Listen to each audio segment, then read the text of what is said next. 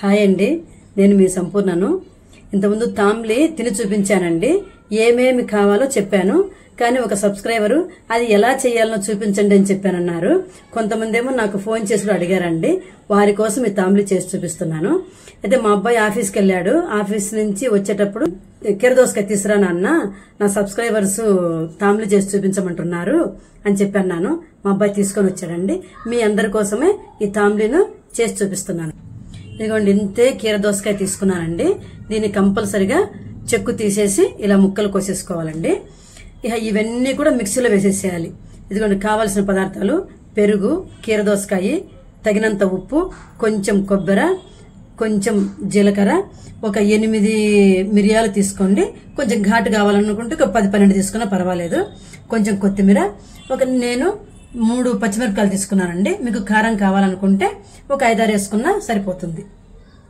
ఈ పచ్చిమిరపకాయలు, కొత్తిమీర, మిరియాలు, జీలకర్ర, ఈ కొబ్బరి బాగా గట్టిగా ఉంటుంది కదండి, మెదగదు, అందుకోసమని ముందు వేసేసుకోవాలి. ఇవన్నీ కొంచెం ఉప్పు, ఇవేంటంటే తొందరగా మెదిగిపోతాయి, అందుకని ఇవన్నీ ఫస్ట్ వేసేసుకోండి మిక్సీలో.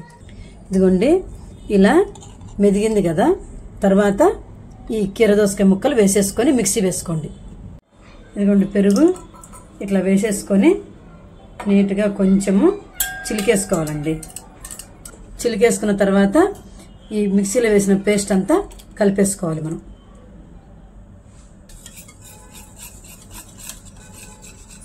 ఇక ఇప్పుడు దీన్ని పోపు పెట్టేసుకోవాలండి.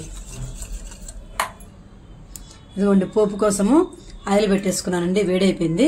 ఇదిగోండి, ఆవాలు, జీలకర్ర, కొంచెము కరివేపాకు వేసేసుకుంటే సరిపోతుందండి. ఆల్రెడీ కొత్తిమీర అందులో వేసేసాను కదా, కాబట్టి అవసరం లేదు. కొంచెము ఇంగు కూడా వేసేసుకున్నాం. పోపు వేసిన తర్వాత పచ్చివాసన వస్తే మేము తినలేమని అనుకుంటే ఒక 2 నిమిషాలు పెట్టుకొని స్టవ్ మీద ఆఫ్ చేసేసుకోవచ్చండి. లేదంటే అలానే తినేసేయచ్చు. ఇదిగోండి, 2 మినిట్స్ అయిపోయిందండి. ఆపేస్తున్నాను. వడలోకి నంచుకొని తింటే చాలా టేస్ట్ గా ఉంటుంది. అన్నంలో కూడా చాలా టేస్ట్ గా ఉంటుంది.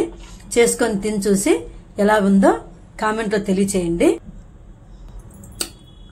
అద్భుత అండి. Like, share, subscribe.